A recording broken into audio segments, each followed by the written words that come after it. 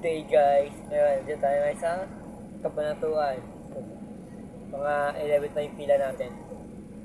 Medyo malayo-layo pa. Ngayon, sasagutin natin ang tanong ng ating mahal na pasahero. Ito ang kanyang katanungan. This one. Mahalaga to. Malamang madami rin gustong tanungin to. Yan yung kanyang katanungan. Ang kanyang katanungan is, pwede po daw ba isa ba yung mga buto ng tao? Pwede daw ba isakay sa bus yung buto ng mga tao? Yun po yung katanungan ng ating mahal na pasahero. Ang sagot po natin dyan is, bawal po isakay sa loob ng bus ang mga buto ng tao. Kung gusto nyo pong iuwi sa probinsya is, pwede na pong mag-arkila na lang po kayo ng private na sasakyan, ganon. Isakay nyo na sa mga sasakyan nyo para iuwi po sa probinsya. Pero bawal po isakay sa bus. Sana maliwanag po, bawal po isakay sa bus. Baka magkaroon ng contamination.